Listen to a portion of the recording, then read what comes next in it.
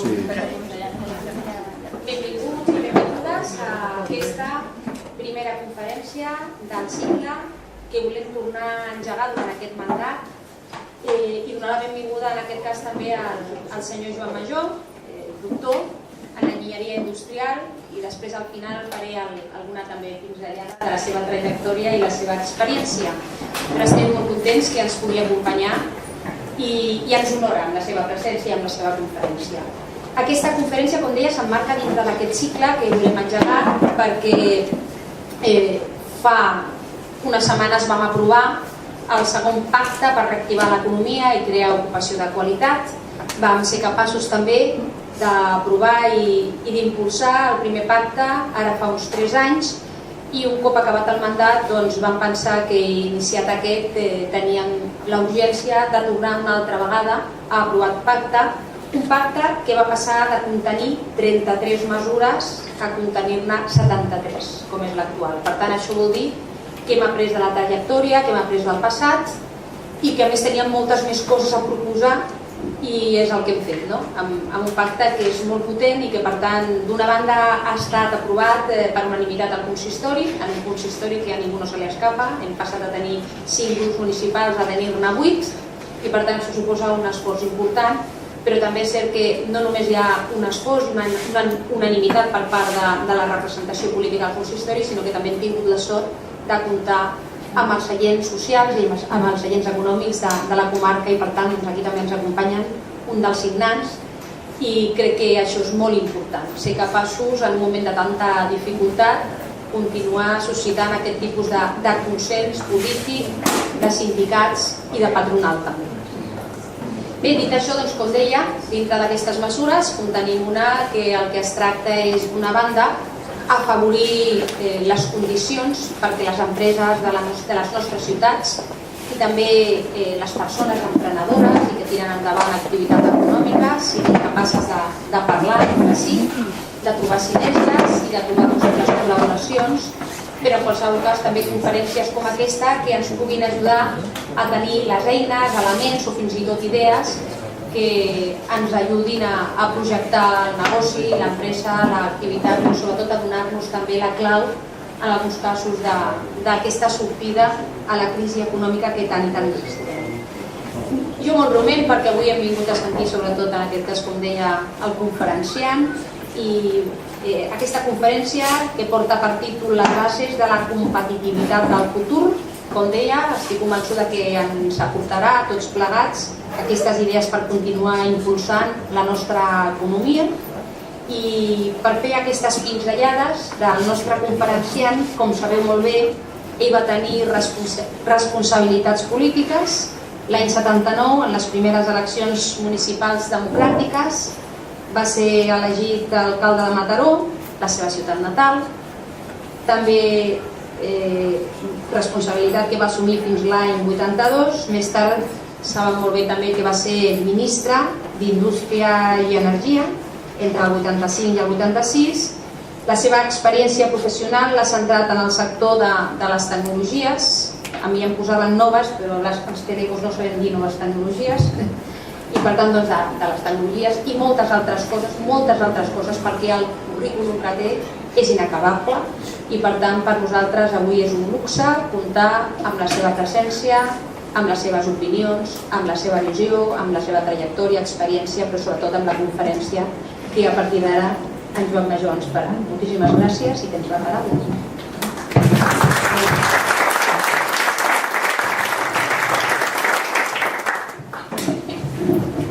Moltes gràcies, alcaldessa. Moltes gràcies a l'Ajuntament. I encantat d'estar aquí. Ara feia temps que no havia pogut, havia vingut bastantes vegades per diferents raons econòmiques, feia bastant de temps. Vàrem posar aquest títol a la xerrada de les bases de la competitivitat del futur, i deixeu-me fer 3, si em costa més, per beure una mica d'aigua i així no em costarà tant. Mira.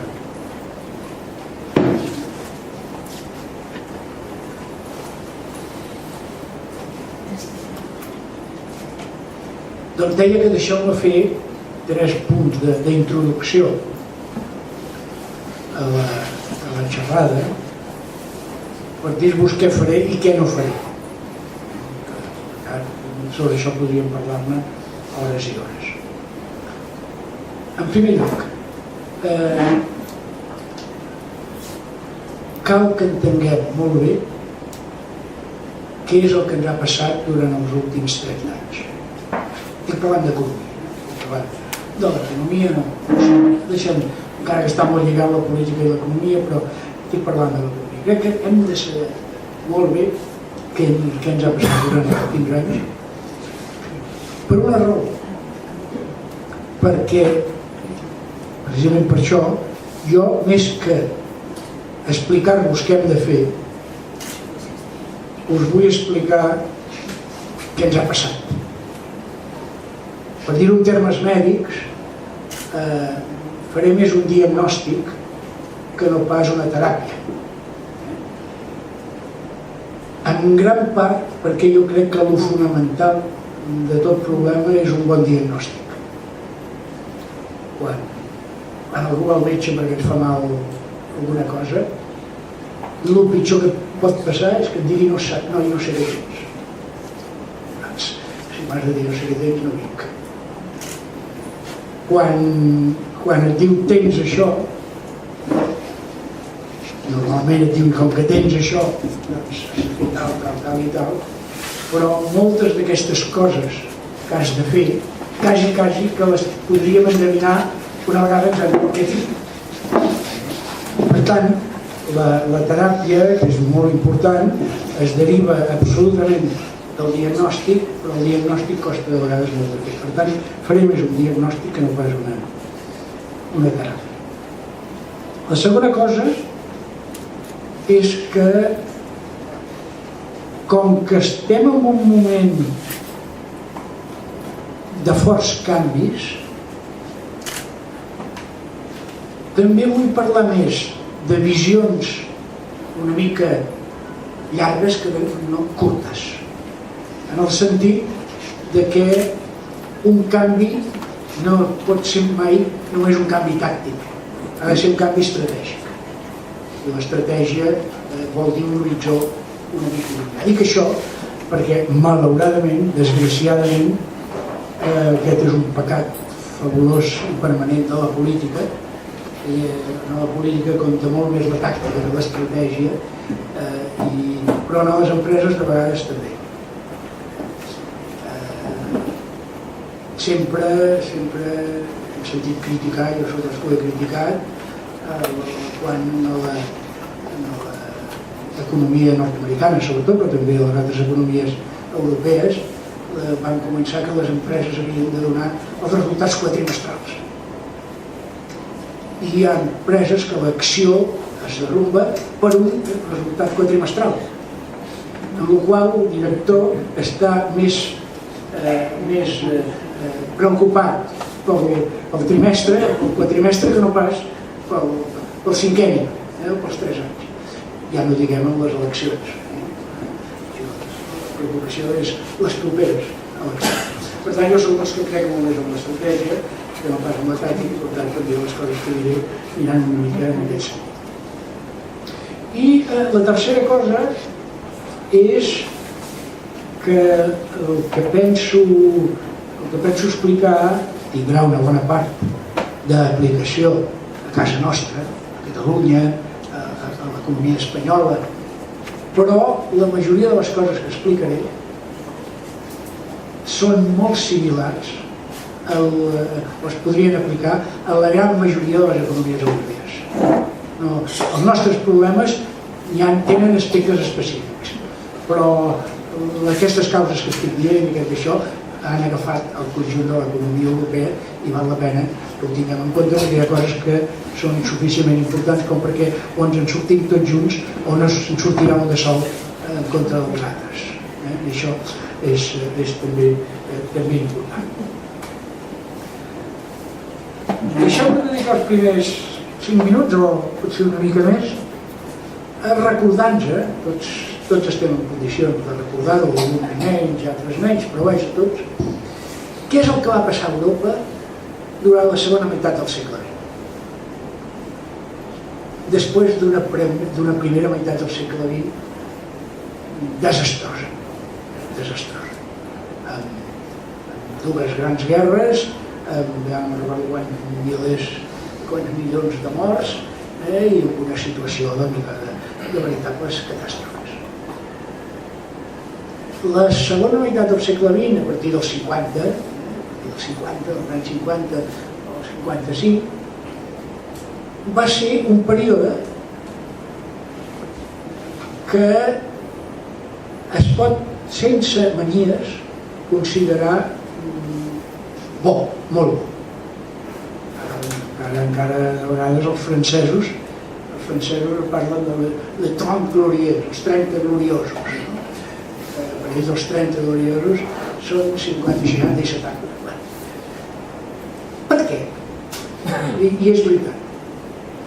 Econòmicament, el període que va de l'any 50 a l'any 80, o sigui, 50 al 80, és un període enormement bo. Tres números o tres dades que ho confirmen. La primera, encara que amb algun sotrac, com és lògic, però el PIB va pujar any rere any. És a dir, el PIB de pràcticament tots els països de l'Europa Occidental. Per això, en aquell moment, hi havia l'Europa Occidental i l'Europa Oriental que estava sota un règim totalment diferent. Però en tota l'Europa Occidental, amb moltes diferències i amb alguns entrebancs, però el PIB va créixer contínuament. Segon, el PIB per càpita també va créixer contínuament. És a dir, una cosa és que creixi el PIB i una altra cosa és que creixi el PIB per càpita. Perquè, esclar, com després ha passat, ja hi arribarem, hi ha molts països on està ara creixent el PIB, però no està creixent el PIB per càpita suficient. Per tant, era una situació en la que cada vegada érem més rics, érem cada vegada més, i una demografia molt positiva, baby booms després de la guerra i totes aquestes coses, però el creixement econòmic era superior al creixement demogràfic i per tant el PIB per càpita mitjà. Ja sabeu que les mitges són sempre una trampa, perquè la cosa és la renda mitja, però això no vol dir que hi hagi gent que en tingui molt poca, que hi hagi gent que en tingui molt, però la renda mitja creixia. I tercer, durant aquells 30 anys, també cada any disminuïa l'índex de Gini, que és l'índex que els economistes fan servir per mesurar les desigualtats d'un país. És a dir, com més alt l'índex de Gini, més desigual és el país. Més diferències hi ha entre les rendes baixes i les rendes altes, i com més, teòricament, un índex de Gini 0 seria si tothom tingués la mateixa renda, i un índex de Gini 1 seria si ningú tingués cap renda i hi hagués un que tingués la renda de tots. Seria la fórmula de calcular l'índex de Gini és que sí. Per tant, PIB creixent, renda per càpita creixent i índex de Gini decreixent, volia dir que en economia les coses anaven. L'economia funcionava, cada vegada hi havia més productivitat, cada vegada es generava una riquesa i cada vegada es repartia millor aquesta riquesa. Cosa que, a més, ajudava a sostenir aquesta dinàmica. Per què? Perquè més riquesa i més redistribució d'aquesta riquesa volia dir uns sistemes fiscals molt redistributius i una capacitat de millorar l'estat del benestar molt forta. És a dir, durant tots aquests anys els serveis públics, sobretot l'educació i la sanitat, van anar millorant. El qual torna a fer la volta Perquè millor sanitat i millor educació, què vol dir? Millor capital humà. I millor capital humà vol dir més productivitat. I més productivitat vol dir més creixement. I per això és aquesta mena de cercle virtuós que exagerant, ara ho estic dient, però que és així que va funcionar. En el cas espanyol, nosaltres no ens hi vam enganxar fins als 70. La majoria de països democràtics d'Europa va començar aquesta dinàmica al principi dels 50, mitjans dels 50. Allò nosaltres estàvem aïllats des d'aquest punt de vista, en una situació d'autarquia. Val a dir, jo crec que s'ha de fer justícia, que els 10 últims anys del franquisme ja van inflexionar una mica en aquest sentit, els plans de desenvolupament, els ministres tecnòcrates, tota aquella etapa, ja no es pot dir que no ens vam enganxar en aquesta dinàmica fins a la democràcia, no és veritat, llavors la van reforçar molt, però ja els últims anys ja anaven una mica en aquesta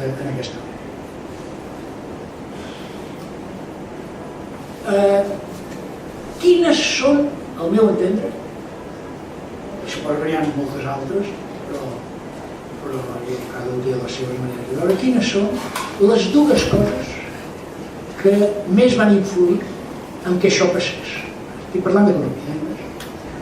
Primera, que eren unes economies molt industrials i cada vegada més industrials. És a dir, el caràcter industrial de l'economia i el creixement de la dimensió industrial de l'economia feia que això pogués passar per una raó molt simple. Per què? Perquè la indústria és l'activitat econòmica que genera més valor real. Després explicaré una mica més això. És a dir, que per la mateixa activitat, per la mateixa renda, genera més valor real. Entenc per valor real la indústria. Què vol dir? La indústria vol dir agafar un grapat de sorra i convertir-la en un baix. Clar, has d'agafar aquella sorra i has d'afegir molta energia, i has d'afegir molt de treball, i has d'afegir bastant de pesquis perquè no ho fas, i acabes tenint. Ara ningú em negarà que la utilitat social d'un vas no té comparació a la d'un pil de sorra. Per tant, és lògic que els que han fet aquest vas, tant els que l'han fet amb la seva feina, com els que l'han fet invertint en posant màquines, com els que els han fet, és a dir, per tant, tots els sous que surten d'aquesta activitat, com els dividendos o el que hi ha, la part del capital que també es guanya, està justificat. Per què? Perquè hi ha hagut un augment, s'ha produït una major riquesa financera perquè s'ha creat valor real en la societat. Això no és només la indústria, però i els serveis també, però no tots els serveis.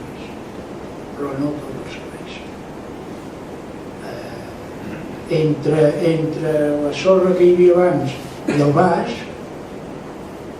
imagineu-vos algú que guanya una quantitat important de diners comprant un terreny i després al cap de 10 anys venent-se'l.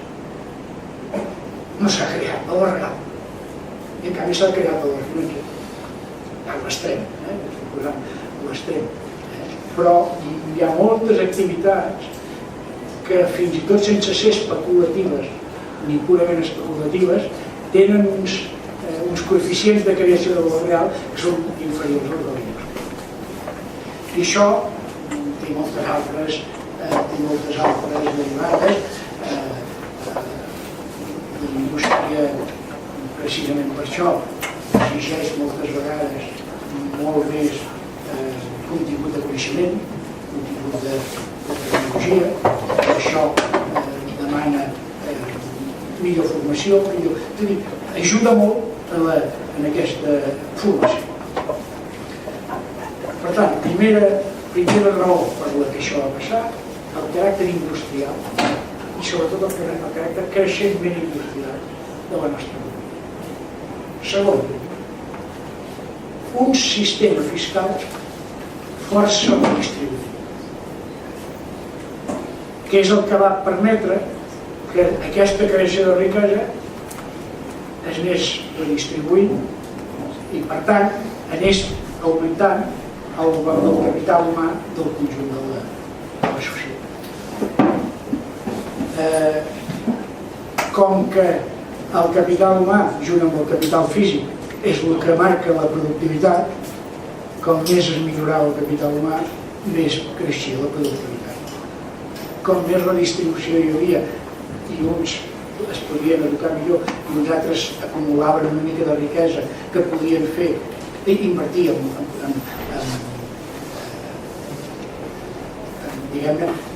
béns productius, no en béns ociosos sinó en béns productius, tot això augmentava la productivitat i l'augmentar la productivitat anava augmentant la riquesa del país.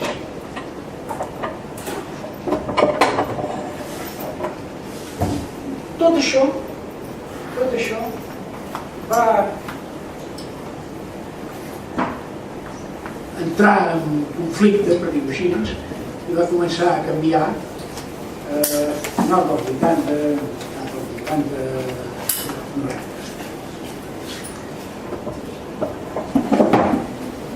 Per què?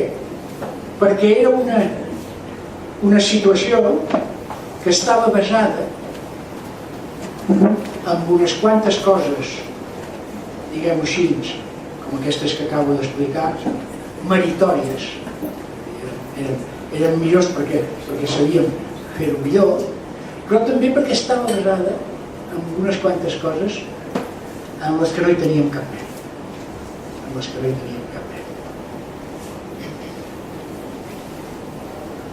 Per exemple, la indústria, ho repeteixo, agafa matèria prima, i afegeix energia i afegeix treball i genera un producte. Durant tota la segona meitat del segle XX, i abans encara més, les matèries primes que feia servir la nostra indústria, quan dic nostra vull dir europea i nord-americana, en gran part eren matèries primes que no eren nostres, que no en teníem. L'americà en tenia més, però també tenia menys. I hi havia una situació en la que en el món en conjunt hi havia molta matèria prima i només hi havia 800 milions de persones que fossin capaces de treure'n suc, de transformar-la en coses útils. Un tros de ferro, de mineral de ferro, si no el transformes no se fa res. I per tant, durant aquell mig segle, nosaltres vivíem, una cosa que jo en dic, un cert monopoli de demanda. És a dir, nosaltres podíem utilitzar les matèries primes de tot el món, perquè si no es quedaven allà, perquè ningú sabia què fer-ne, i només les podien comprar els americans o nosaltres. I en canvi n'hi havia a molts llocs. Per tant, es generava allò que diuen els economistes un monopoli de demanda, és que si nosaltres som els únics que en demanàvem i molta gent en podia oferir. I tothom sap que quan hi ha un monopoli de demanda, els preus que es formen són per sota de l'equilibri del mercat. Per tant, teníem unes matèries primes a uns preus que no correspondrien a el que veritablement hauria sigut un mercat en competència de matèria prima. I això encara més exagerat en el cas de les matèries primes energètiques, que en necessitàvem moltes, perquè la indústria transformadora necessita molta energia, i perquè nosaltres no en teníem menys, o moltes. El cas europeu és claríssim, és una de les àrees mundials on hi ha menys recursos energètics, perquè són pocs, molt pocs quilòmetres quadrats, però després perquè no hi ha petroli, no hi ha gas, hi hi ha carbó però cada vegada més dolent, és a dir, no n'hi ha. I en canvi, arreu del món hi havia moltíssim. I per tant, en el cas de l'energia, encara es produïa amb més intensitat aquest monopoli de demanda. Us en recordeu perfectament.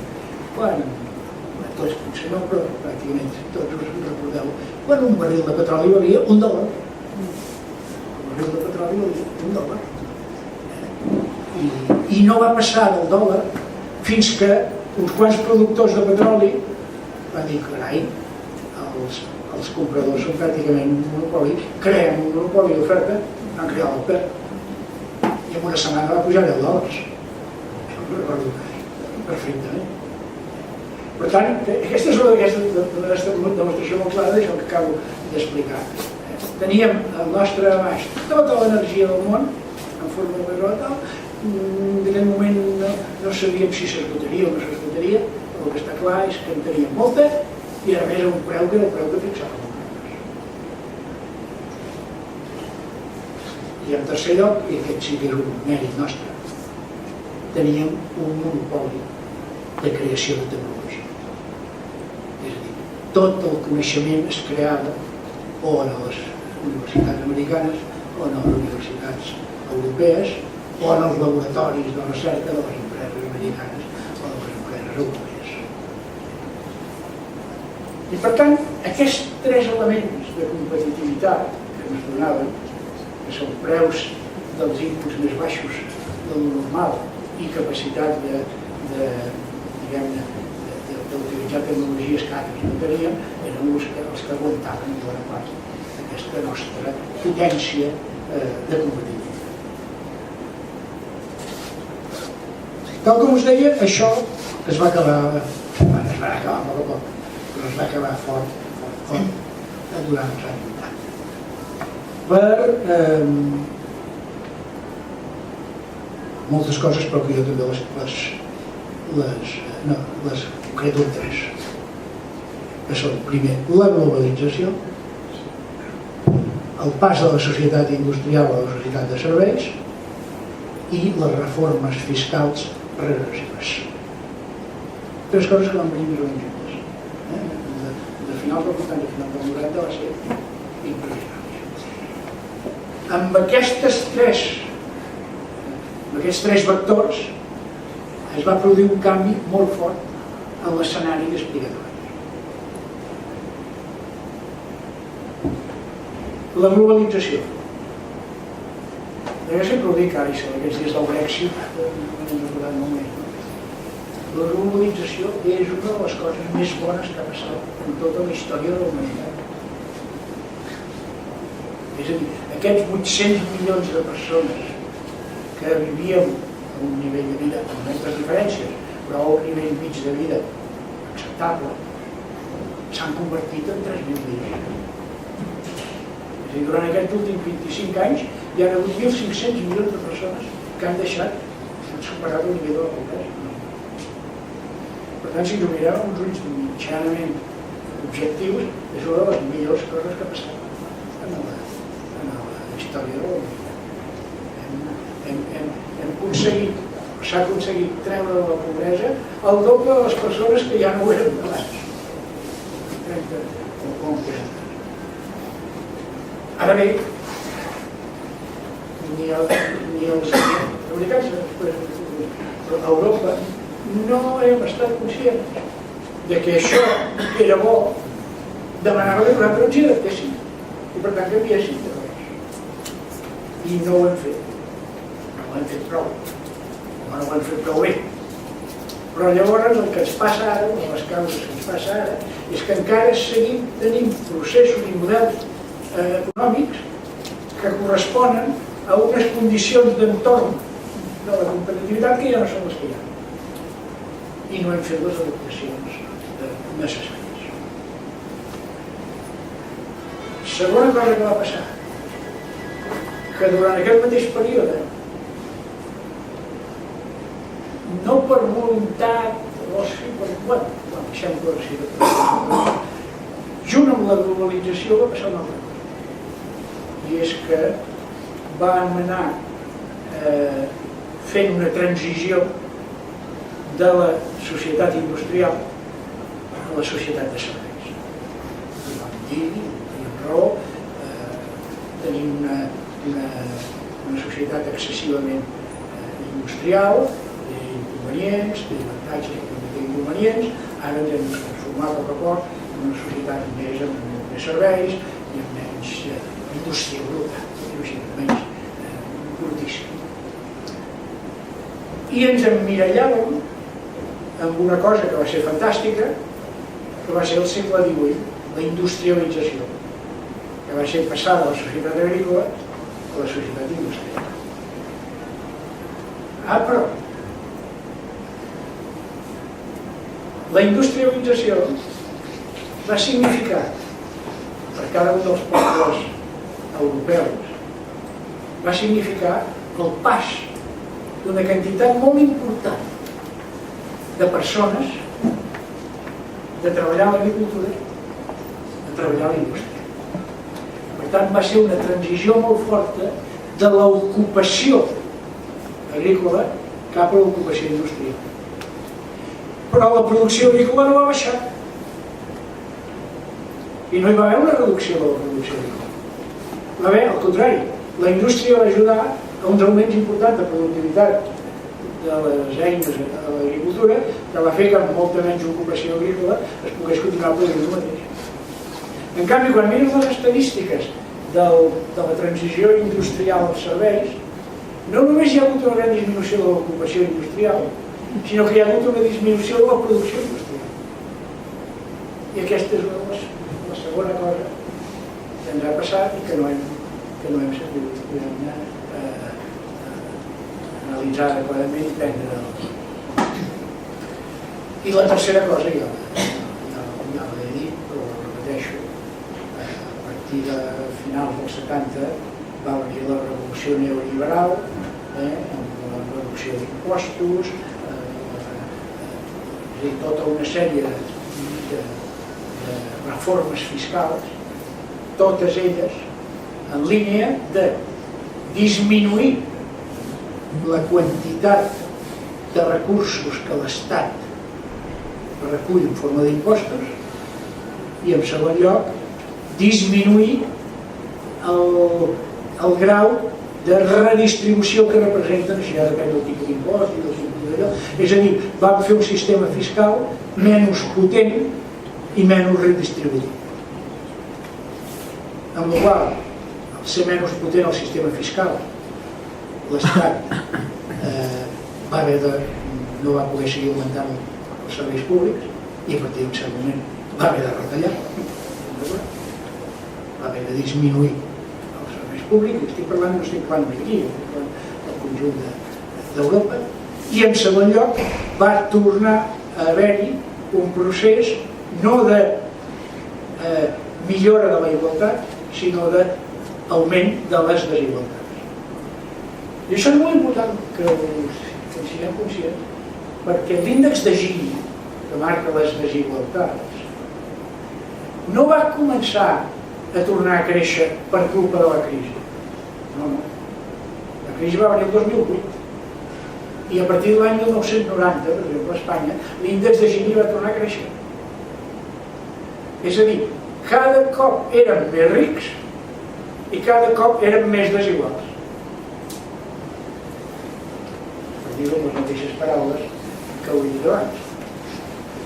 La crisi va acabar d'empitjorar-ho, però l'augment de les desigualtats, quan s'analitza el repartiment de les rendes de la població, vas veient això, es va polaritzant la forma en què es reparteix la renda. No cal dir que aquest és un element que, així com l'altre, formava un cercle virtuós, això forma un cercle viciós. Perquè si cada vegada es va polaritzant més i cada vegada es reparteix menys, cada vegada hi ha més problemes amb la millora del capital humà, i cada vegada hi ha menys dificultats per augmentar la productivitat i cada vegada hi ha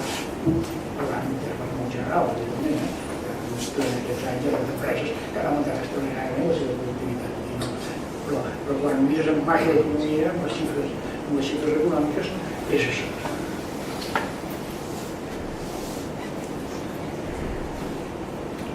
I la prova és de que aquesta transició cap a la societat de serveis, que en principi és una activitat menys productiva de la societat que l'activitat industrial, s'ha exagerat encara més quan aquests serveis són serveis financers. Molts tipus de serveis, serveis sanitaris, serveis de neteja, serveis d'allò, però en canvi un dels exemples més clars d'això són els serveis financers. Molts dels quals creen benefici financer sense crear valor.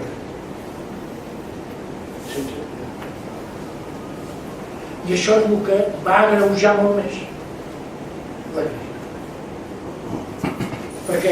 Perquè estàs en una situació que dius, si el PIB creix, cada any som més rics, no? I això és clar, que això va passar no només en els financers. Tota la classe mitja espanyola que tenia un pis i que s'havia comprat un pis estava convençut que cada any era ric. Simplement perquè el valor de l'actiu havia pujat. I els bancs estaven cada vegada convençuts que el valor de l'actiu del seu balanç era superior, i no era veritat. I com que en el cas concret de la classe mitja aquesta sensació de riquesa i per tant de seguretat sobre el futur l'empenyia el desig de consumir una mica més, i era bo que consumís una mica més per fer funcionar l'economia, però com que no li millorava la renda real no hagués pogut consumir, però llavors vam inventar comprar endeutat i comprar secretaris. Vam posar en marxa tota l'altra gran activitat dels primers anys del segle XXI, que va ser l'endeutament. No, l'endeutament jo crec que és una cosa bona per comprar béns, diguem-ne, béns, si estem parlant d'empreses, béns productius, i si estem parlant de persones, béns durables. Per tant, és una cosa que pot anar pagant en molts anys, perquè un pis, però el que no és lògic és comprar amb endeutament béns consumibles. Es va crear una economia important de crèdit al consum. Tenim per consum no béns duraders, sinó béns.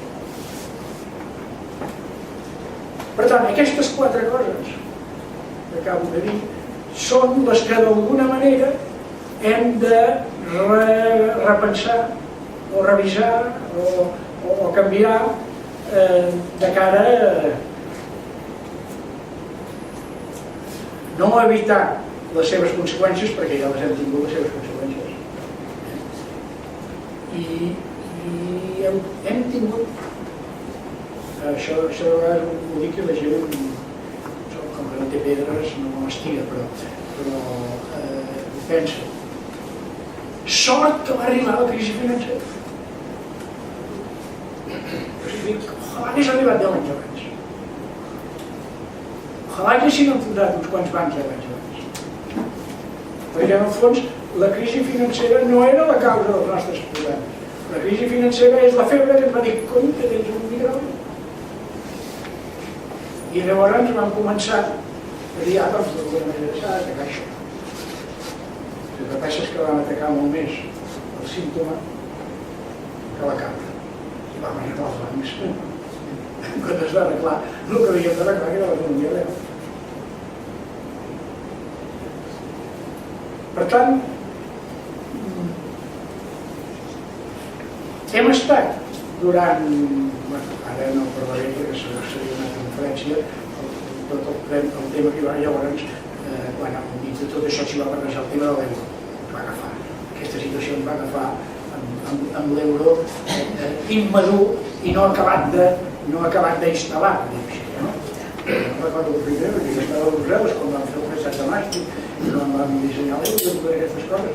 Clar, la Unió Europea es convertia en una unió econòmica i monetària. I vàrem fer la monetària, però no vam fer l'econòmica. I l'econòmica i monetària podia ser, segur que tenia també errors, segur que tenia dificultats, però el que està clar és que una unió monetària sense unió econòmica peta. I hem aconseguit que no peti, però hem patit molt. Massa.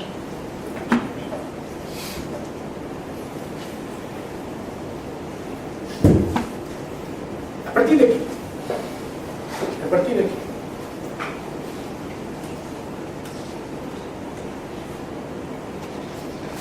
em vull agafar sobretot, potser per desenvolupar una mica més, una de les coses que he dit que potser em diu més a to dels que estem.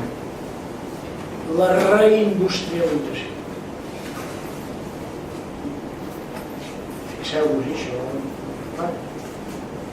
Un dels països que ha patit menys és el que ha conservat més indústria. És Alemanya. No perquè si ens floreixin, perquè és el país que segueix tenint un fort indústria. L'altre exemple, l'exemple contrari, això és molt important, és el Regne Unit. El Regne Unit és un dels casos on més conscientment i per tant voluntàriament, recordo que ho discutim en el seu moment amb ministres anglesos, d'allò deia no, aquí el que hem de fer és tancar fàbriques i obrir serveis financers. Per tant, prou Manchester, prou Liverpool, prou Birmingham, Londres, sí. És a dir, va haver un voluntari traspàs d'activitat industrial. Jo he anat molt a Manchester i he anat a Liverpool. Quan després aquí estava jo de president de l'Inti de Roba i passejava molt per allà al Poble Nou i veies fàbriques tancades i allò. No us podeu imaginar el que és Manchester. No us podeu imaginar. Carrers, deserts, fàbriques. Liverpool és tan però vaig parlar. També era d'Indeu Baixa. Vàries de les fàbriques de cotxes que van venir aquí a Espanya en l'època dels primers governs, l'últim govern de Franco, el govern del govern socialista i tal, que en vaig dos d'elles participaven molt. Eren fàbriques que es tancaven a Anglaterra i venien aquí, però que es tancaven no perquè ho decidia, evidentment ho decidia l'empresa, però perquè el govern estava. Tenia molt a veure amb tot això, també, la dolentíssima experiència que tenia la Margaret Thatcher dels sindicats. Passant els miners i després va ser amb els metal·lúrgics. Per tant, ella per treure sindicalistes de sobre ja no li venia que és la fàbrica i tot. Per dir així, per tant, això també estava. Però quina és la diferència? Que les activitats de la City, en tant en quant tenen un component molt important especulatiu, sense creació de valor, ara formen quasi, no les parts especulatives, però el conjunt de les activitats de la City són un 12 o 13% del PIB anglès. Quan la indústria havia sigut el 30 o el 30 i pico, va baixar a 10 o 12 punts.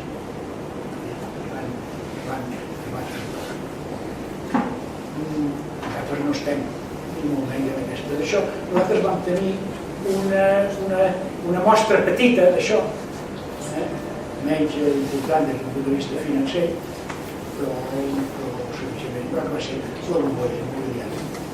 La bombolla immobiliària va ser una una activitat fortament especulativa, no purament especulativa com segons quines coses financeres, però en el sentit que els qui heu tingut relació potser ho heu viscut, tu compraves un terreny per 10, construïes una casa que valia 5 i volies guanyar-te aquests 5 que inverties i volies guanyar-te en 2, per tant havies de vendre-la a 17, però te'n donaves compte que podies vendre-la a 27, perquè aquest terreny que valia 10 ara valia 20. Per tant, la part més important del benefici d'una activitat industrial com és la construcció venia no del marge que volies treure sobre l'activitat que tu havies fet, sinó sobre les clàusules del terreny que podies haver fet una part d'allò sense haver fet la casa. Us durava la vida. Per tant, el nostre pecat important va ser l'aliment d'aquesta bombolla, que a més va ser una de les coses que va intoxicar les entitats financeres i molt especialment les caixes d'estat.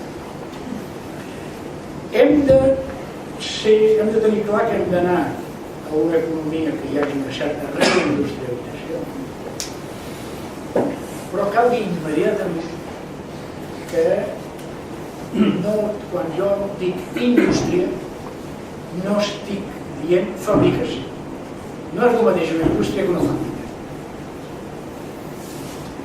La fàbrica és una part d'una activitat industrial, però una activitat industrial com la que d'alguna manera hauríem d'anar recuperant és una activitat en què la fabricació té importància, però hi ha tota una sèrie d'activitats, diguem-ne, anteriors o posteriors, tal, que no són de transformar materials, sinó que són d'afegir coneixement.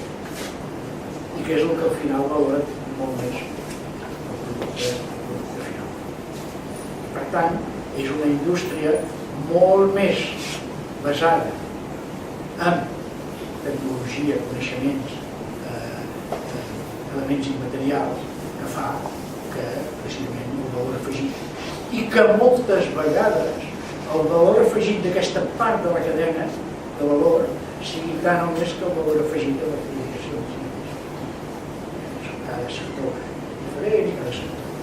I fins i tot, en l'altre extrem, perquè aquí abans de ensenyar aquesta xerrada parlàvem amb alguns de vosaltres, i per altra banda hi ha sectors que els considerem de serveis que tenen una part important del que jo en dic per indústria. Una indústria no vol dir que tingui de fabricar una cosa en ferro, ni en plàstic, ni en d'allò. Ja deia abans a fora, la indústria per mi distingeix del servei en què la indústria crea productes. No només dona un servei a una persona, sinó que crea un producte que no necessàriament necessita que hi hagi davant una persona. Però aquests productes no tenen per què ser materials. Poden no ser materials. Quan un de vosaltres desenvolupi una app per al telèfon de l'alcaldessa i es posi a vendre apps, està fent una activitat industrial. Una activitat industrial. Perquè no és... donarà servei a molta gent, però el servei és una cosa que si no hi ha la persona no hi ha servei. En canvi, la creació de coses que després serveixen per un servei, fer una app és el mateix que fabricar la taula o fabricar el forn. Però en aquestes activitats que tenen l'avantatge que tenen tota una sèrie de particularitats que s'assemblen molt més a un producte industrial que no pas a un servei d'organització, serveis personals, però a més en la part industrial o en la part de fabricació hem de tenir en compte dues o tres coses que la globalització ha fet canviar, que són, primera, els recursos són molt més limitat del que es pensava fa 50 anys. I quan el Club de Roma va dir que s'acaba el petroli, que no s'acabava, quan el Club de Roma va dir que s'acaba el petroli, consumíem petroli 800 milions de persones. Ara som dels 1.500 milions. Per tant, encara que no s'acabi, és evident que s'acabarà. I ara s'acabarà molt més de pressa. No tant perquè n'hi hagi més o menys, sinó perquè són molt més. Si ara es ponessin tots els xinesos, mireu, jo ho explico sempre, això, la gran diferència entre la societat agrícola i la societat industrial europea és que al segle XIV o XV, és difícil de calcular, el que han calculat els experts, al segle XIV o XV, l'europeu mitjà gastava cada dia unes 10.000 quilocalories. O sigui, al dia utilitzava uns 10.000 quilocalories, de les quals 2 eren els aliments que menjava i les altres 8 o 10 o una cosa així eren doncs, el vent, l'aigua que baixava pels rius, el foc que podia fer, les mules que... allò, eren 8.000 quilocalories. L'europeu gasta 180.000 quilocalories. 180.000. I 15 vegades més. 15 vegades més. Ai, per això podem fer el que fem. Potser la nostra vida no té res a veure amb la vida del seu. Però doncs imagineu-vos d'aquests 800 milions entre els americans en gasten 200 i poc. I una mica més que nosaltres. L'avantatge que tenen ells, entre altres coses, és que tenen petroli. Però és que freguin o no freguin, que contamini o freguin o no. Tenen l'any passat, els Estats Units no han importat un sol barril de petroli. No han importat un sol barril de petroli.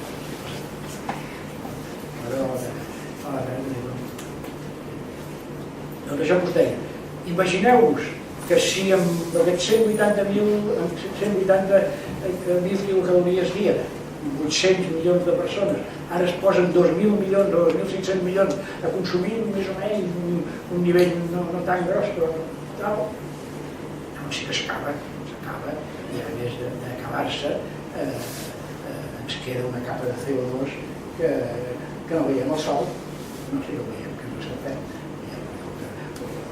El problema de la capa de CO2 no és que no hi el sol, sinó que no surt el sol.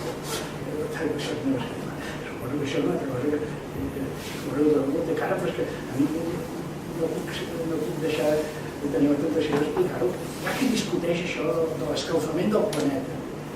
El primer que va discutir va ser el Rajoy, que tenia su primo que no sé què era. Però és tan senzill com de no sé quin curs d'ESO. Vull dir, la Terra és un element que està termodinàmicament en equilibri amb l'espai exterior i amb el Sol, que és l'única font d'energia de tot el sistema solar. De l'energia que surt del Sol, a la Terra arriba una quantitat que ve ser aproximadament una mil·lèsima part de la que el Sol arriba una mil·lèsima part. Però per cert que aquesta mil·lèsima part de l'energia que el Sol ens envia cada dia és 100 vegades més que l'energia que consumeix tot el planeta. L'energia que consumeix tots l'any és una mica més, sí, menys de la centèsima part de l'energia que el Sol ens envia. Quin és el problema? Que el cremar petroli, el cremar carbó, el cremar gas, no es produeix cap gas contaminant. Si el carbó té sulfuro, hi ha el carbó més pur, el petroli més pur, el cremes i el resultat de la combustió és CO2. El CO2 no mata ningú. El CO2 no mata, l'àcid sulfurós mata i l'àcid nitrós mata, però el CO2 no mata ningú. I de què se'n va cap amunt. No passa res perquè és CO2. Quin és el problema? Que el CO2, amb la seva composició, té una capacitat de transparència de les zones lluminoses que és molt més alta en l'ultravioleta que en l'infraroig. I la llum l'energia que ve del Sol, la gran majoria és visible i ultravioleta, i l'energia que la Terra envia cap a l'espai exterior és tot infraroig. Per tant, a la que vas augmentant la capa de CO2 vas fent que aquest equilibri segueixi entrant el mateix, però en surti menys. Per tant, s'escalfa més. S'escalfa més la Terra. Això no hi ha científic que t'ho pugui negar. Jo no recordo. L'altra cosa és que això sigui bo, sigui dolent, o sigui dolent, no recordo als principis dels 70, quan els Brussel·les en parlaven d'això, no, als 80, i discutíem, no sé què, i ens explicava això, i llavors s'escalfarà un grau o 2 graus, i hi havia un finlandès que deia com que bé, clar, vull dir que no s'hauria com vol, no? Però bé, perdoneu pel parèntesi. Per tant, les nostres maneres de fer les coses, en el cas industrial, han de tenir en compte aquests elements que han passat. Els recursos són limitats, alguns que no són limitats o que són limitats, a més no els podem gastar, perquè el canvi climàtic diu haurem de deixar molt de petroli sota. No és a dir, quan s'acabi el petroli ja posarem plaques solars. No, fins que no estiguem convençuts de que s'ha de quedar molt de petroli a sota. Per què? Altres coses. El petroli que es quedarà a sota és caríssim de treure. En canvi el sol és gratis. I el vent és gratis. Per tant, és un tema de saber-ho organitzar i tenir les tecnologies adequades. Només té un gran inconvenient de l'energia fotovoltaica i l'energia eòlica. No sempre fa sol, ni sempre fa vent. Per tant, hi ha un problema important d'organització de la generació, el consum, el emmagatzemament, perquè una central combustible fòssil produeix sempre, en canvi una central eòlica o fotosolar no produeix, només quan hi ha aquest element que és gratuït però que no n'hi ha sempre. Tot això és un tema dels enginyers. Clar, dels enginyers, de la mateixa manera que es van... I una segona cosa és que en el camp industrial, però no només en el camp industrial, hem de convertir aquestes coses que es van veure cada més clares en una necessitat absoluta de millorar l'eficiència en l'ús de l'energia. Què vull dir això? L'eficiència. Ho explico molt sentit. Si vosaltres aneu pel carrer en cotxe i us sorprendeix dir, veu, les 4 rodes, si és de tracció 4 rodes o les 2 rodes, d'allò ara estan fent un treball útil. El cotxe corre perquè hi ha una energia que és l'energia útil que està produint les rodes sobre la carretera.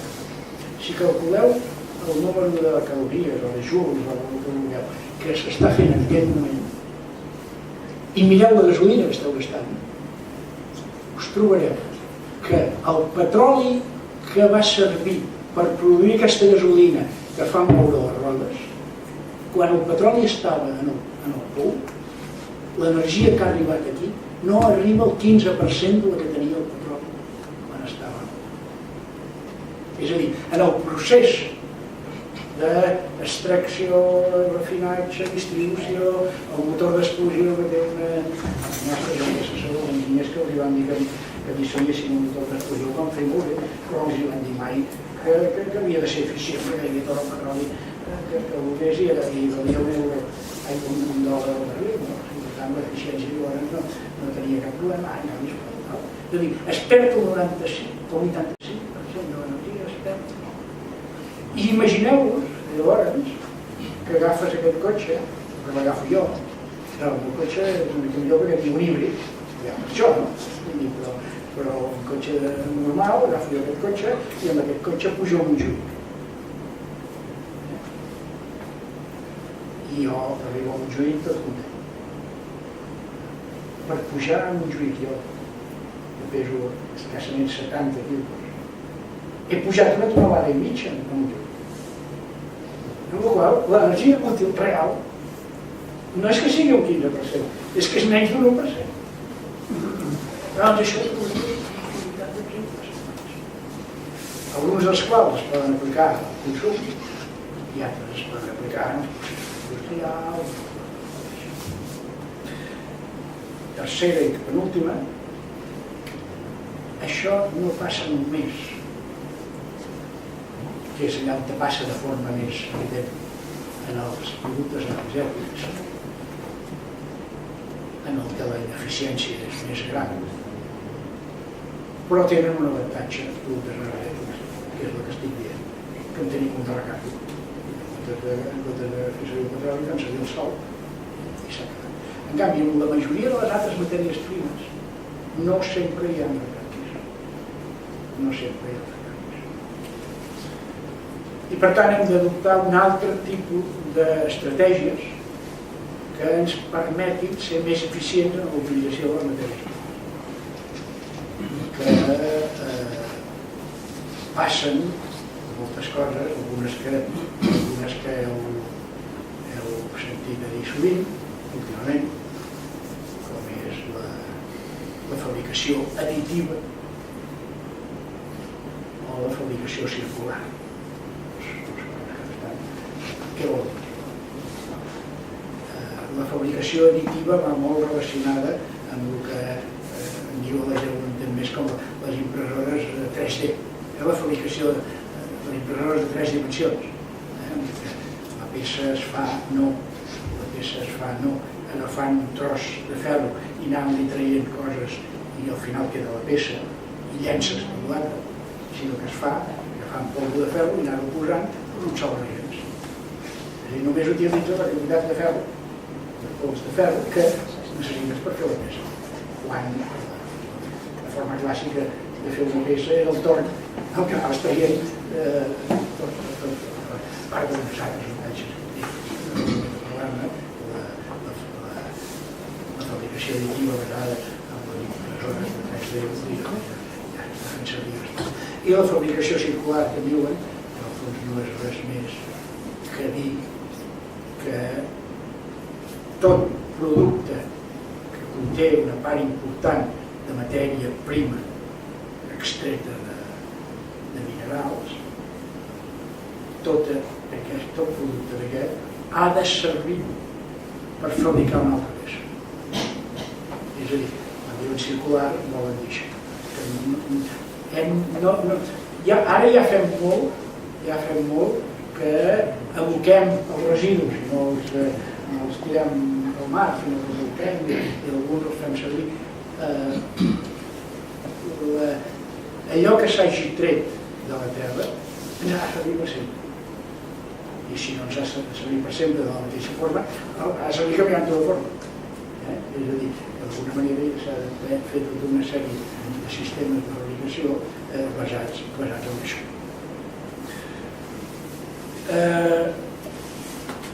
Ara me'n podria agafar massa, però ja m'ha de nou, per tant, acabo resumint dues coses que voldria que us quedessin clares.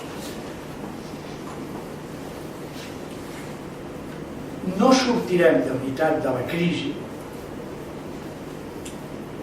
encara que podem evitar, potser, que hi hagi noves recessions, però no sortirem de veritat de la crisi fins que no haguem fet alguns d'aquests canvis estratègics de model. En major o menor proporció, cada un al seu nivell. Hi ha coses que són, no sé, per exemple, una cosa que és fonamental, que ens toca cap de nosaltres de resoldre. El transport per carretera no es pot fer. Cuidado, estic parlant d'Europa, no? I el transport per carretera no es pot fer. Ha de ser per via fèrrea.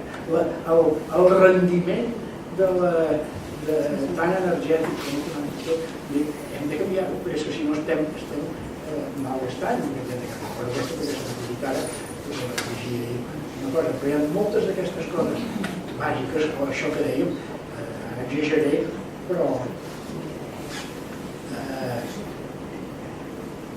no és un problema de contaminació. Per segons quin tipus de recorreguts per carretera, el cotxe individual hauria d'estar prohibit. Que a vegades està prohibit.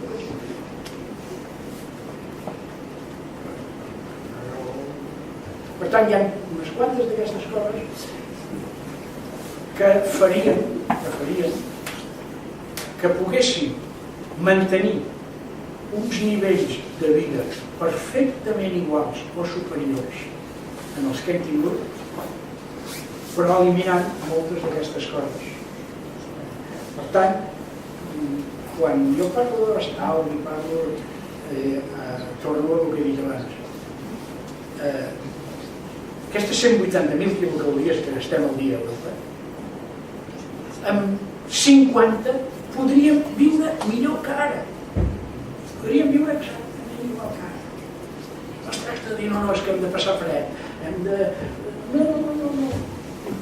I en cap de vegades, segons quin tipus de visions són excessivament d'austeritat. I llavors costa molt d'acceptar. L'important no és l'austeritat, l'important és l'eficiència. És a dir, aconseguir viure igual que nosaltres, que hem viscut i que volem seguir visquent, que volem seguir visquent els que venen d'allò, però amb una altra manera d'organització, en el qual hi té molt a veure la voluntat, la política, la voluntat de les persones, i té molt a veure uns nous progressos tecnològics. És a dir, durant aquests propers anys, moltes d'aquestes coses que estic dient el que demanen són algun tipus de revolucions tecnològiques. I per tant, aquest segle XXI, hi ha qui, a vegades la gent diu, no, el segle XIX va ser el segle dels combustibles, d'allò, i la meitat del segle XX va ser el segle de l'electricitat i tal, i la segona meitat del segle XX ha sigut el segle dels xips i dels bits i tot això. Ha anat molt bé. Ara vindrà la revolució de la biotecnologia, de totes les tecnologies basades en la vida i tal. És veritat, el segle XXI ha de tenir una revisió de les revolucions d'aquestes dues eres anteriors, perquè si no, no podrem aconseguir aquestes coses que estic dient. Ja n'hi ha prou. Gràcies.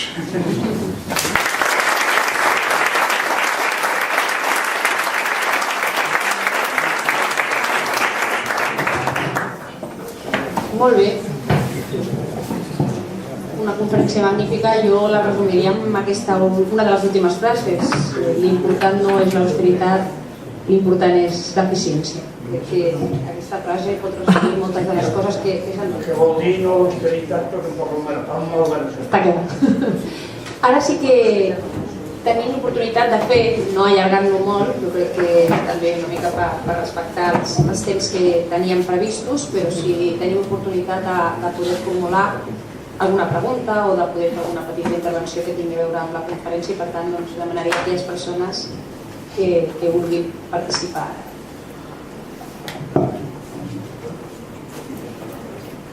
Tenim dues paraules. Ja imagino la resposta. Imagino la resposta. Voleu presentar pel conferenciant? Soc Esteve, digues tu.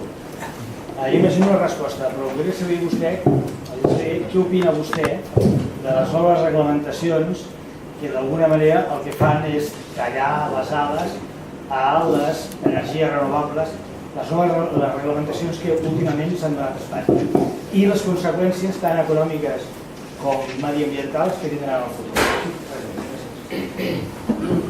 A veure, com que ho he escrit no tinc per què amagar-ho, jo crec que són polítiques equivocades. Ara, m'explico una mica amb més detall.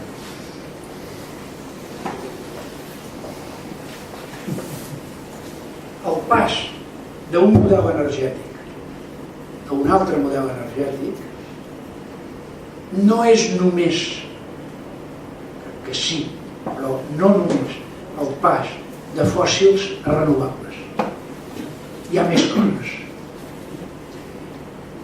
I potser és cert que algunes decisions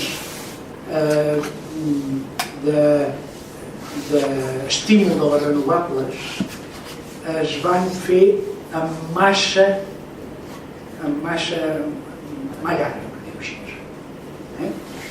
Per tant, si la part de decisió la part d'error que em pregunta és s'ha hagut de reduir una mica o s'ha hagut de reduir bastant les subvencions a les renovables, no s'havien d'haver reduït tant, però potser sí que s'havien de reduir perquè s'estava creant una bombolla, una altra bombolla.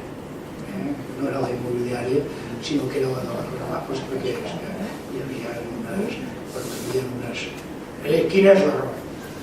L'error és donar una subvenció amb números i no amb percentatge del cost. És a dir, si tu dius produir 1 quilowatt, per cada quilowatt que produeixis et donaré tant. Ara, si tu dius per cada quilowatt que produeixis et donaré un 10% o un 20% més del que t'ha costat produir-lo, és molt diferent, perquè què va passar? Que en els 2 o 3 anys primers de les renovables el cost de la producció del quilowatt, com que va baixar d'una manera extraordinària el cost de la inversió, va baixar molt el cost, i en canvi la primera era la mateixa, i llavors els marges eren impressionants, i per això tothom anava muntant. Però això és un comentari, m'estiu molt bé explicar-ho. Quan jo dic què vol dir un model energètic actual i un model energètic com jo crec que ho és. Hi ha 3 coses que s'han de moure. Primer, menys energies fòssils, més energies renovables. I fixa't que no dic tot energies renovables. No dic tot energies renovables per aquesta raó que he dit abans, de que hem de tenir energia per la nit. I per tant hi ha d'haver algunes energies que permetin estar segurs que quan no fa sol ni fa vent algú produeix energia. Mentre no trobem, que de moment no existeix encara, uns sistemes prou eficients d'emmagatzemament de l'energia. Les bateries encara donen per el que donen, però no donen. L'hidrogen és una possible solució, i això és la que tenim en compte. A vegades la gent diu, ara passarem del petroli a l'hidrogen. No, l'hidrogen no és una altra energia, és un magatzem d'energia. Per tant, un transportador d'energia. L'hidrogen no n'hi ha, s'ha de produir. I per produir-lo has de posar energia. Per tant, el que tu fas al produir l'hidrogen és emmagatzemar energia elèctrica fent una hidròlisi i sortir hidrogen. Llavors aquest hidrogen el portes i torna a combinar-se amb l'oxigen i dona. Vull dir que l'hidrogen no és una nova energia, és una nova manera de fer que l'electricitat pugui tenir, sigui capaç de quedar emmagatzemada i per tant transportada. Per tant, més renovables i menys fòssils, però no puc ser 100% renovables. No sé. Clar, hi ha qui diu que l'altra part que sigui nuclear. Això acabo de veure. En termes estrictament tècnics seria molt poc. En termes ecològics no. Podrien suprimir totes les centrals de gas, de carbó, d'allò, i només unes quantes nuclears per les hores punta que no fa sol ni fa vent, i tot l'altre sol i vent, en teoria podria funcionar. Jo crec que haurem de discutir cal els nuclears, però no cal estar més. Per tant, primer, això, de renovables, o sigui, de fòssils a renovables, amb aquesta... Segon, ja ho he dit, la millor operació que podem fer de canvi de model és augmentar l'eficiència. Perquè si resulta que podem fer el mateix que estem fent en quantitat d'energia, doncs ja hem guanyat. Per tant, l'eficiència és el millor. I tercer, un altre que és interessant també, i que m'agrada explicant una cosa que vosaltres l'heu viscut i que potser no en teniu prou consciència. que és la revolució que des d'un punt de vista social representa la xarxa d'internet. M'explico. Fa un segle es va inventar el telèfon.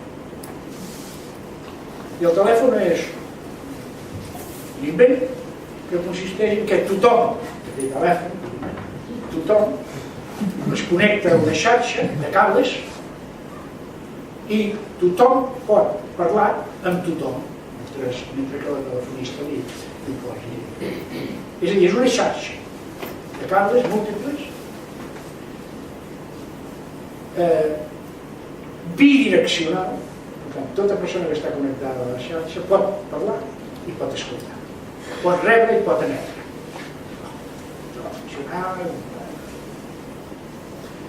Té un gran inconvenient, i és que com que només servia per això, poden passar uns pocs kilobits per segon. Ara parlo de cosa perquè aquesta senyora en sap més que jo, però pocs kilobits per segon. Arriba un moment en què passen diverses coses i fan nous invents. Ja no és el telèfon ni les coses que passaven pels cables del telèfon i tal, sinó que és la ràdio i després la televisió, que emeten, la ràdio també només emet sons, però la televisió emet imatges, que necessita molts megas per segon, molts megas per segon. Un canal de televisió que són 12 megas. I fixeu-vos que estàvem parlant de 32.000 bits i ara són 12 milions de bits. I llavors es creen les xarxes, les coneixem, de repetidors de ràdio i de repetidors de televisió, que tenen una gran avantatge, i és que en comptes de 30 kilobits poden emetre no 12 megas. Una fibra òptica de les grosses emet milers de megas. Per tant, una capacitat extraordinària, però que tenen un gran inconvenient, i és que no són bilaterals, són unilaterals. És a dir, tu t'has convertit en un usuari passiu i els que tenen la ràdio o la televisió, això en diem emissores, són els únics que emeten. El qual crea uns monopolis pràctics i polítics de tot tipus quant a la informació.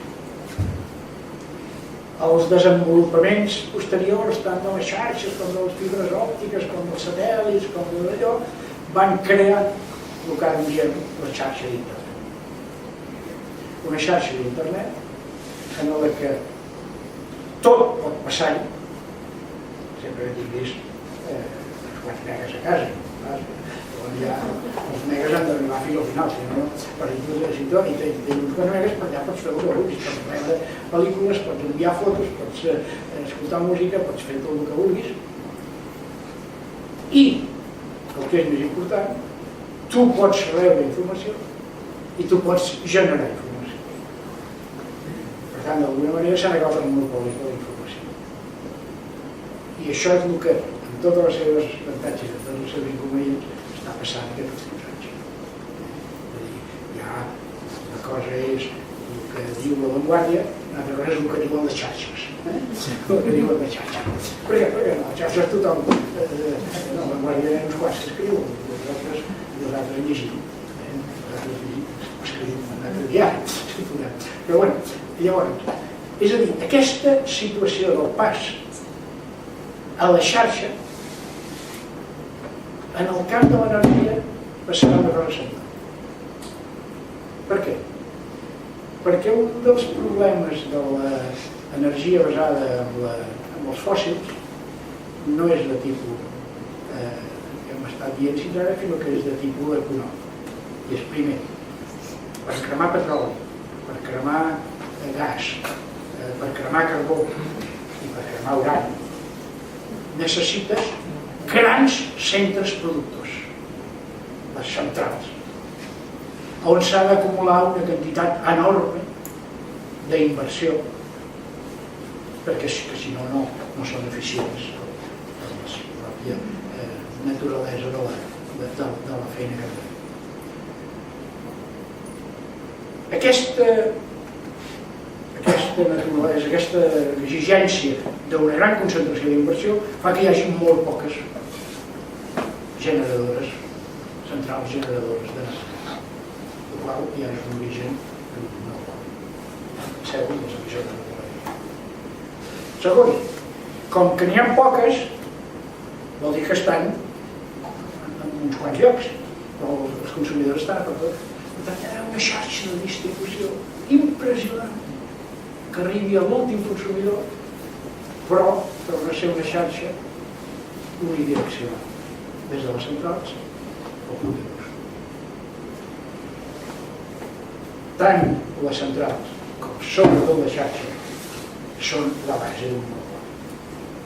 Llavors ja pots fer regulacions, ja pots fer coses que el que és propietari d'aquesta xarxa o el que és propietari de l'any sempre de la xarxa no és pública, en cap de les centrals no poden ser públiques, però la xarxa ja és pública, perquè només hi pot haver una, perquè si hi ha 10 empreses que generen, cada una no pot fer la seva xarxa, és caríssim. El pas de les fòssils a les renovables representa una segona cosa, i és que generació de renovables no té per què ser molt grossa, pot ser petita. Pots tenir una casa, pots tenir un barri, pots tenir un poble, pots tenir un veí. I per tant, en el moment en què desapareix la necessitat d'això, si aquesta xarxa que ja tenim es converteix en bidireccional, vol dir que cada un que amb una petita estació de generació pugui autogenerar-se el seu consum, xupar de la xarxa quan no en tingui prou, o posar a la xarxa quan n'hi sobri, estem una mica en l'internet, però l'internet dels electrons. Això, des de vista tècnic, és complex, però molt fàcil. El que és molt difícil de regular econòmicament. Perquè amb internet no hi ha cap problema perquè els bits són grans. En canvi, els electrons no són grans. I per tant, aquesta... I segon, perquè per fer això has de vèncer les resistències que són el tan gran. Però, si l'únic que fem és canviar de fòssils a renovables i no fem res en el camp de l'eficiència i en el camp del que jo en diria la democratització, per dir-ho així, de la distribució de l'electricitat, ens haurem quedat amb una tercera part de les avantatges que ens podria donar aquest canvi. Tenim una altra pregunta, no sé si al micròfon. Pues igual, jo el sentiran, no? Sí. Jo sí, no sé si tothom. Moltes gràcies per la seva conferència, sempre interessant. Bé, vostè ha parlat de diferents neoliberalisme, la globalització, i suposo que també estem entenent que avui estem patint un error que pensem que els mercats per si sols poden regular sense la intervenció de l'Estat. És una mica el que estem veient. No, la meva pregunta seria més concreta i parlem, perdó, no m'he presentat per Piqué, de l'aula d'extensió universitària de la gent gran d'Esplugues, perdó, I jo parlo de la indústria d'ara. La indústria d'ara estem amb una doctrina que es diu cortoplacismo, que és un eufemisme de beneficis immediats per pagar el dividendo de l'accionista. I els fons d'inversió. Dic, això, avui dia que està establert, fins a quin punt ens hipoteca el futur que vostè parla de la competitivitat i l'evolució de la indústria quan avui ja estem patint això, l'any que ve el patirem i tots aquests anys anirem patint aquesta doctrina que tenim. Gràcies. Més o menys ho he dit molt al principi, però ho repeteixo. Per un gestor d'una empresa, és de vegades difícil fer un equilibri entre l'interès a curt i l'interès a mig. Perquè, esclar, segons com, tampoc no soc partidari que els bons gestors són els que són estrategues. I estratègia vol dir visió a llum. El que passa és que a vegades em contradiuen, però si no arribem d'aquí 6 mesos no cal que pensem en el lluny, no? Per tant, sempre s'ha de trobar un equilibri entre les dues coses, però jo estic convençut de que la preponderància del capital financer a sobre de la producció industrial ens està perjudicant molt. Per què? Perquè el capital financer exigeix resultats econòmics. Això. Jo, ara em ficaré en política i ho dic ben clar. Jo sempre he dit, ja sé que ara hi ha partits que són anticapitalistes, el capitalisme industrial que produeix valor real i que en un moment donat va pactar amb la socialdemocràcia, va ser la gràcia de tot això que he explicat jo aquests 30 o 40 anys, va ser el pacte entre el capitalisme industrial i la socialdemocràcia. Us deixem el mercat lliure, us deixem que hi hagi competència, però regulem el mercat. Una cosa és que hi hagi mercat lliure i una altra cosa és que hi hagi un mercat salvatge, és a dir, el mercat de treball. Els obrers i els empresaris negocien. Però hi ha un salari mínim, no fotem. Ja sempre dic, per què carai no van fotre un salari màxim? Moltíssims problemes. Per tant, aquest capitalisme industrial que va representar, sobretot en un moment donat a Europa, les democràcies cristianes, no els partits liberals, sinó els partits demòcrates cristians, i, per altra banda, els socialdemòcrates, que el que sobretot deien és regular el mercat i fiscalitat redistributiva, vam arribar a un sistema que va funcionar força bé fins als 80. Els 80, per una banda, van passar del capitalisme industrial al capitalisme financer i de la fiscalitat progressiva a la fiscalitat regressiva. D'aquest capitalisme d'ara, jo soc anticapitalista. Jo soc anticapitalista, sense cap dubte. Però per això vull recordar que no tot ha hagut de ser necessàriament així. Però bueno, aquest és el programa. Molt bé, aquí també teníeu una pregunta. Josep Manuel Sabater. Hem acabat que ha fet una exposició final sobre el tema de transport, importantíssim. Sí, importantíssim. Jo recordo, si es pensa, 40 o 45 anys, ja es parlava transport, obligatòriament, tonelatge, energia... I parlant amb enginyers, enginyeria, com és possible l'estament humà, com no es pot fer, ja sense entrar en política, arribar a través... Ja no parlo del Mediterrani, perquè això ja és un cachondeo. És il·lògic, una ment normal, és il·lògic pensar com és possible que poden evitar, que poden posar traves, que poden pensar... Si no podem... Estic parlant de 45 anys, així que ja es parlava, tonelatges allà, portant...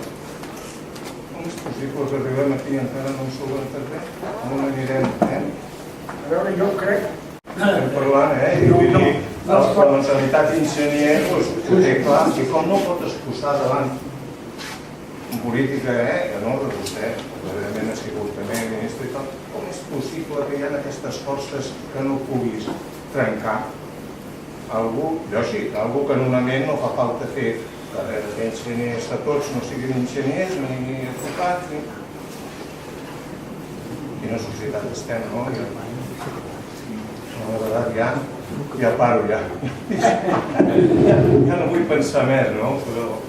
No, a veure, jo el que ho resumiria sense entrar en detalls és dient que no som prou conscients de fins a quin punt el poder econòmic ha sotmès molt el poder polític.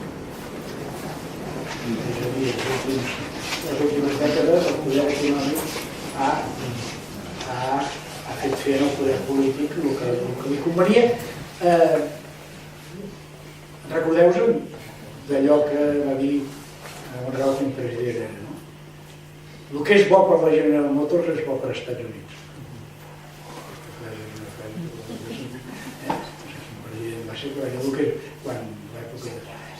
Jo crec que aquests últims anys el que era bo per la ESO i el que era bo per la Mobile, allò era bo per als Estats Units, i aquí podríem trobar exemples semblants.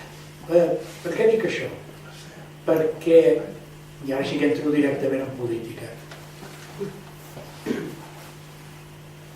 la globalització ha permès i ha donat ànims a que els poders econòmics s'engrandissin i es convertissin en globals.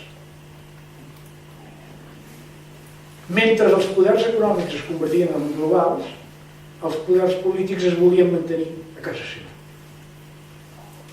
I encara ara els anglesos diuen no, sortim, perquè sols ens en sortirem. Que carai!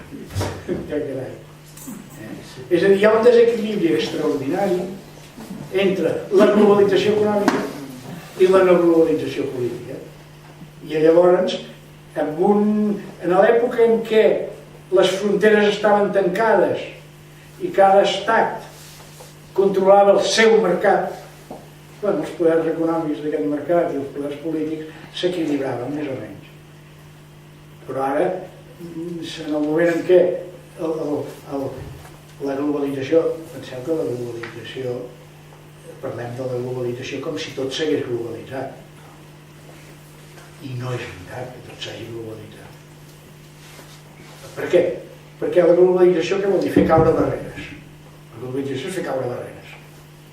Però les barreres hi ha de dos tipus. Barreres jurídiques i barreres tècniques. O reals, o físiques, com vulgueu. La globalització ha fet caure les barreres jurídiques, moltes. I ha fet caure moltes barreres tècniques, tipus de moviment de persones, de moviments...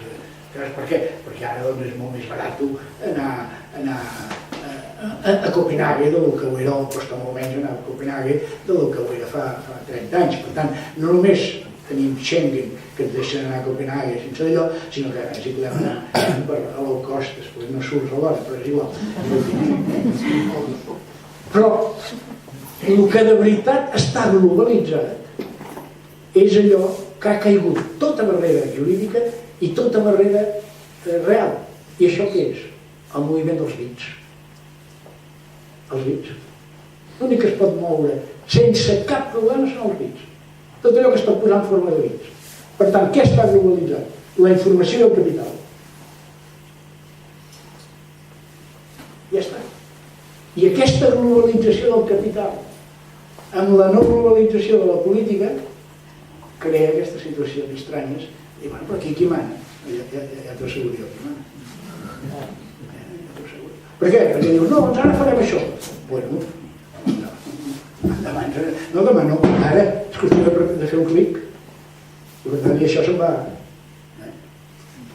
I llavors és quan hi ha una reacció de dir, home, si fem una situació econòmica, per això jo deia, si hi ha una unió econòmica, no hi pot haver una unió econòmica sense una unió política, perquè la unió econòmica farà que el poder econòmic estigui globalitzat en l'espai aquell, i en canvi si cada estat vol seguir tenint la seva sobirania i la seva d'allò, en aquests moments, i ara no vull allargar-me amb anècdotes, que abans n'he explicat una, només hi ha 2 presidents de govern que són capaços de dir-li a alguns especuladors: si especuleu contra la meva moneda hi perdreu perquè jo puc més que vosaltres, que són el president dels Estats Units i el de la Xina. Ningú més. Ningú més. Totes les altres monedes, incloent l'euro, el mercat pot més que la política. I és així. Per això, en bona part, en tenim la culpa, el fet de... Per això he dit dues o tres vegades amb els anglesos, és incomprensible. És incomprensible. Hem de passar amb el llibre, passa que ens han agafat en un moment que nosaltres podíem patir. Jo vaig, això que t'ho he explicat abans, jo vaig ser un dels que vaig demanar formalment en algun moment a l'època que jo estava posada que els anglesos s'anessin. I ho demanava per una raó tan simple com perquè em vaig trobar més d'una dotzena de vegades en què propostes que jo feia al Consell de Ministres d'allò no s'aprovaven per 14-1. 14-1. Com que tenien dret de veto, no s'aprovava. Ja no anaves carregat, però al final deies, què hi feu aquí? Aneu-se'n, què hi feu aquí? Me'n recordo un ministre que deia: mentre hi siguem, us farem anar a poc a poc. Què vol dir això? Jo que defensava que els anglesos se'n anessin, ara em sap molt de greu que se n'anessin. Per què? Perquè si s'haguessin anat en aquell moment, a Europa hi havia empenta. Era la crua d'Andalors, hi havia empenta per tirar endavant, i no es tirava endavant perquè hi havia entrebancs. I per tant, en aquell moment, si se'n van els anglesos a Europa, que avancen molt. Ara se'n van en un moment en què Europa no hi ha empenta, sinó que hi ha més aviat depressió psicològica i política, i per tant ja veurem què passa. Molt bé, doncs jo crec que si no hi ha ningú més que vulgui intervenir, simplement... Sí, l'Andreu, acabem amb aquesta dada. Andreu, quina estratègia recomana per crear una indústria que sigui competitiva, si existeix? Que sigui competitiva. A veure, mireu, jo el que aniria molt en contra és saber escollir amb què es va a la competitivitat. Feu-ho això.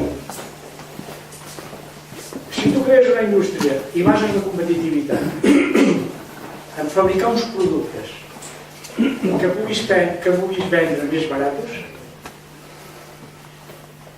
has de saber que a la llarga estàs condemnat, perquè hi ha molta gent que pot fer-ho més barat que tu. És a dir, si ara nosaltres anem a competir amb una cosa que està basada en salaris baixos, els salaris baixos seran molt més baixos a mig món que aquí. Per tant, aquest és un dels problemes d'alguna de les recuperacions que s'han de fer en els últims anys. No hem d'anar a competir amb productes que estiguin massa basats en el cost. Hem de competir amb productes que estiguin basats en els altres elements que són la competitivitat, que és la innovació, la qualitat, la garantia, tota una sèrie de coses, perquè reduïm els nostres competidors a només una part del món. En canvi, amb l'altre, el nostre competidor és tot el món i amb tots els avantatges. Clar, això està dit molt de pressa, molt maco, però és que és fonamental. És fonamental. Per tant, totes aquelles empreses que estan basades sobretot en una bona aportació de coneixement en el producte i de totes aquestes altres activitats que estan al voltant del producte, això és el que és. Molt bé, doncs ara sí tanquem. Aquesta sí que és la darrera. Estàs condemnat. Aviam, una cosa. Tot això que dius està molt bé, però què és millor? Que Catalunya ho faci pel seu compte tot això, o tots junts i això es pot fer tots junts? A veure, sí, t'entenc perfectament. I t'ho dic molt ràpidament. Jo m'estimo més una Catalunya dintre d'Espanya a la Unió Europea que una Catalunya fora de la Unió Europea, fora d'Espanya i fora de la Unió Europea. Això no en té cap. Això no en té cap. Ara, una Catalunya que pogués seguir en la Unió Europea, podríem competir millor. El que passa, ja que em fas la pregunta i acabo amb l'anàlisi, perquè hi hagi una Catalunya que pugui ser independent i que pugui seguir a la Unió Europea, s'ho ha de guanyar. Per guanyar-s'ho, s'ho ha de fer a través d'una consulta o d'un referèndum que la Unió Europea accepti. Així de clar. I no a base de dir ara ho farem perquè ens donen la gana. Resumeixo, podria haver fet tota la conferència sobre això.